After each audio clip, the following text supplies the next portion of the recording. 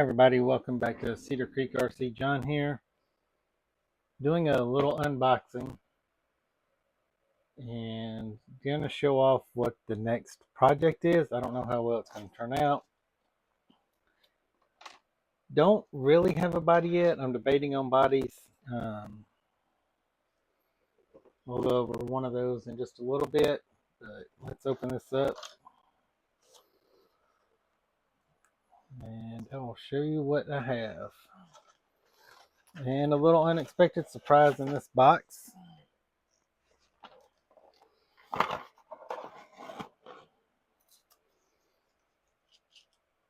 So what I got is the C1 Mofo RC aluminum chassis.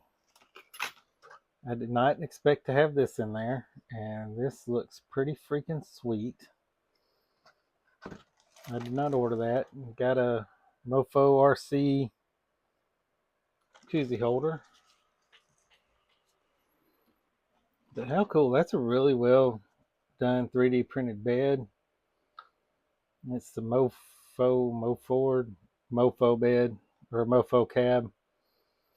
Might have to see about getting a bed for that. Bought a chat or that for something else, but it also has, when you buy the chassis kit, we'll get the box out of the way.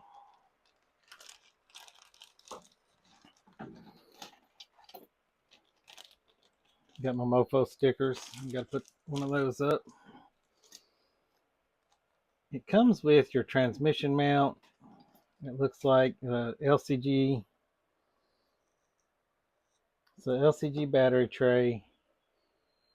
3D printed some magnet mounts, skid plates, of course your transmission mount, transmission case. I don't know if I'm going to use the transmission case. I really like, I mean, this is 3D printed, but it looks great.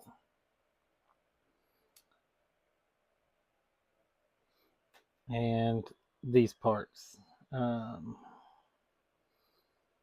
We'll do a whole video on this build. This was just something I wanted to show that I have. I have to figure out. I'm honestly not real sure what these are. I'm going to have to go and look at the website description, but I really like the look of these aluminum rails. And it is a C1 comp style chassis. Have multiple shock mounting positions both in the front and the rear. So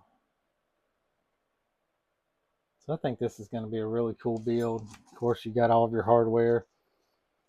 One thing to keep in mind when dealing with 3D printed parts and the hardware is to not over tighten your screws. So we'll have to be mindful of that. I have this extra body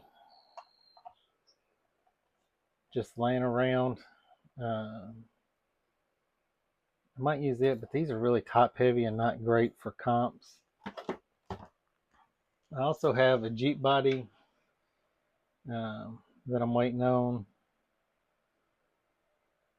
And this is set up for like the Bronco, the C10, and the Jeep Wrangler.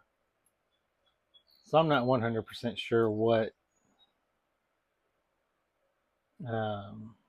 body I want to use. I know I can't use the Gladiator because I bought these specifically for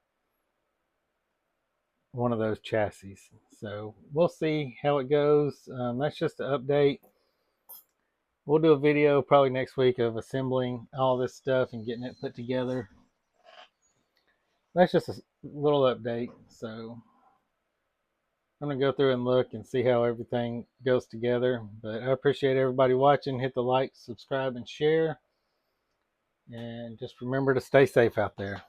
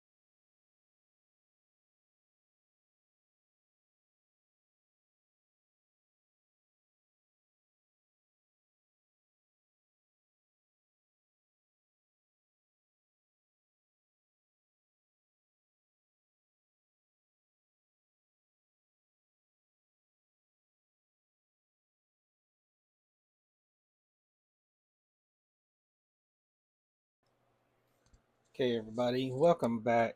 We are having major issues with microphones. So I had to do a time lapse. I lost every bit of audio that I had on this build. So I just did a time lapse. I got it all put together. Still waiting on a motor and all that stuff, but I do have the transmission assembled. I had a motor, but I'm going with a different motor. The motor I had was a Furatech, and I didn't really like the way it was meshing up, so that's why I'm going. I have a Mofo motor that's been ordered, and hopefully it'll be here in the next week. But this chassis went together fairly smooth. I still might have to adjust my body mounts. I think I'm going to run a base camp body on it. It's a light body. It's a Lexan. It's a good class 1 body, I think. The class 1 is very specific, and I already have the body, have the bumpers and everything for it. So that's why I'm going to go with it. I was trying to use an aluminum skid, but I can't. So we're just going with the skid that came with it. If we take this battery tray out and put a different battery tray in, we can use a different style skid with it. So if that's something we want to change up later on, I'll do that as well. I did get the sliders, rock sliders, put on both sides, and this little piece just takes 3 screws and screws on this. That way you can put your ESC over here if you need to, receiver, whatever you have, if you have a 2-in-1. But that's pretty much it so far. I'm going to revisit the whole skid setup and everything. I might take this out and just run the cross member across here. I'm not real sure yet. But it's a pretty good looking little chassis. But it has adjustments so you can raise it up and down. Also change your shock positions where you need to. But that's it for today. If I decide to put the cross member in, I will let you know in the next video. But that's it for this video. I hope this was informative, even though I had to time lapse everything. If you have any questions, post them down below. I'll do my best to answer them. But in the meantime, everybody stay safe and have a great day.